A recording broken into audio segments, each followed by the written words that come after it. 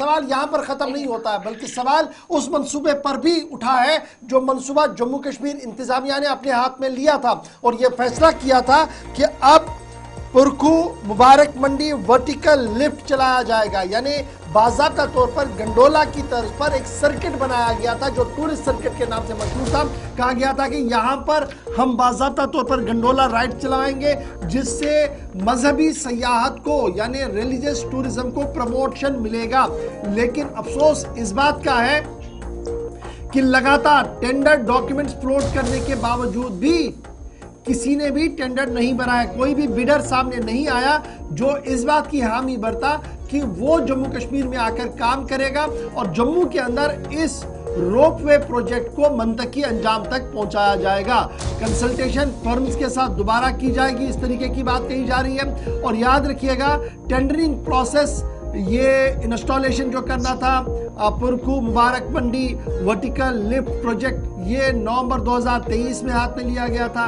कई मरतबा इसकी एक्सटेंशन डेडलाइन की हो गई है, लेकिन अभी तक भी किसी भी पार्टी की तरफ से ये इंटरेस्ट जाहिर नहीं किया गया कि आइए हम यहाँ पर इसको पाए तकमील तक पहुँचाएंगे। अब ये माना जा रहा कि पहले समझ लीजिएगा ये कहाँ से था।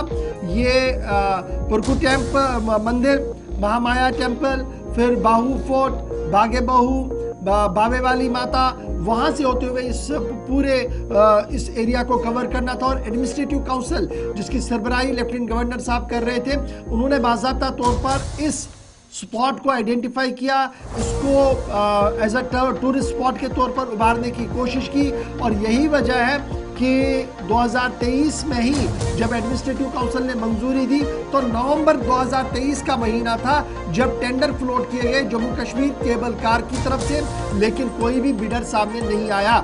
तब से लेकर अब दिसंबर, नवंबर तो इख्तिताम पर है, कल हम दिसंबर में चले जाएंगे।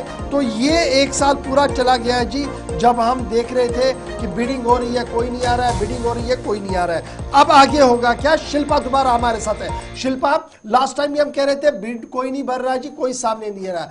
क्या इतने ज्यादा सख्त कानून कर दिए गए हैं, इतना ज्यादा टफ मामला बनाया गया है कि कोई भी बिडर नहीं आ रहा है, कोई भी फर्म नहीं आ रही है जो ये बताए कि चलिए गवर्नमेंट का ये मंसूबा है, ये प्लानिंग है, इसको मैं एग्जीक्यूट करूंगा और ऐसे एग्जीक्यूट करूंगा, या कोई नेगोशिएशन हो? क्या केबल कार के पास अब बिल्कुल कोई विकल्प नहीं बचा? किस तरीके से इस प्रोजेक्ट को वो पूरा करेंगे अब?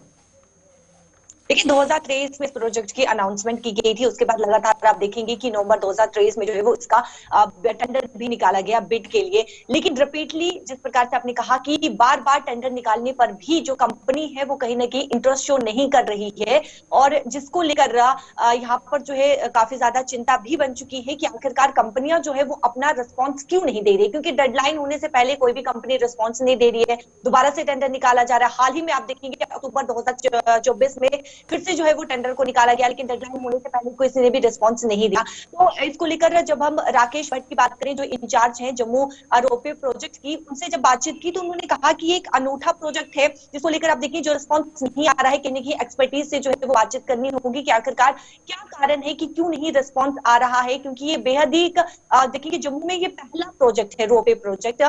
जम्मू की बात कर रही हूँ, जम्मू में पहला रोपवे प्रोजेक्ट है और इससे पहले जम्मू में इस प्रकार का प्रोजेक्ट नहीं देखने को मिला। अगर प्रोजेक्ट जो है वो सक्सेसफुल होता है तो कहीं ना कहीं पर्यटकों की काफी ज्यादा भीड़ यहाँ पर देखने को मिलेगी, क्योंकि ये एक स्थल को नहीं जोड़ता है बल्कि अलग अलग, यानी कि बावे वाली माता है, साथ ही साथ महामाया मंदिर है, बहु फोर्ट है, इन स्थलों को जो है प्रमुख स्थलों को ये जोड़ता है। तो वहां पर पर्यटकों की काफी ज्यादा भीड़ देखने को मिलेगी। लेकिन अब सवाल ये है कि जो रिस्पॉन्स यहाँ पर नहीं आ रहे हैं, हालांकि आप देखिए जब टेंडर्स निकाला गया बिड के लिए तो जो नेशन वाइड बिडर्स हैं उनके मन में क्यूरीज जरूर जागी, लेकिन जो रिस्पॉन्स आना चाहिए था डेडलाइन से पहले उनके द्वारा भी यहाँ पर जो है वो कोई भी रिस्पॉन्स नहीं देखने को मिला। माने जिस तरीके का टेंडर डॉक्यूमेंट बनाया गया है वो अट्रैक्टिव नहीं है, जिसकी वजह से नेशनल बिडर नहीं आ पा रहा है और ना ही स्टेट में कोई इंटरेस्ट दिखा पा रहा है, क्या हम ये माने? या कुछ और भी तकनीकी वजूहत है जो केबल कार के लोग बता रहे हैं, केबल कार के सोर्सेज आपको बता पा रहे हैं?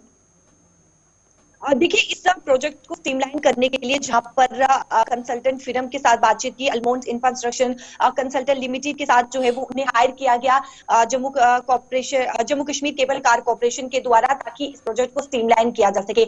लेकिन इस भी कि ये जो जिस प्रकार से स्टेप उठाया गया, ये भी कहीं ना कहीं जो है वो विफल होते हुए नजर आया। तो जो टेंडर, जिस प्रकार से आपने कहा कि दो संभावनाएं होती है, जो टेक्निकल इश्यूज यहाँ पर आ रही हैं, या फिर जो टेंडर में जिस प्रकार से डॉक्यूमेंट्स बनाए गए हैं वो कहीं ना कहीं कंपनी को अट्रैक्ट नहीं कर रहे हैं, जिसके चलते रिस्पॉन्स जो है वो इस समय बिल्कुल भी नहीं, एक भी रिस्पॉन्स जो है वो नहीं आ रहा है। तो टेंडर उस हिसाब से होना चाहिए जो कंपनी को जो है वो अट्रैक्ट कर सके, कंपनी जो है वो जल्द से जल्द इसमें जो है वो रिस्पॉन्स दे सके। तो इन सब पर इस समय जो है वो काम किया जा रहा है ताकि कंपनी जो है वो अपना रिस्पॉन्स जो है वो पेश कर सके। चलिए, बहुत शुक्रिया शिल्पा हमारे साथ ज्वाइन करने के लिए।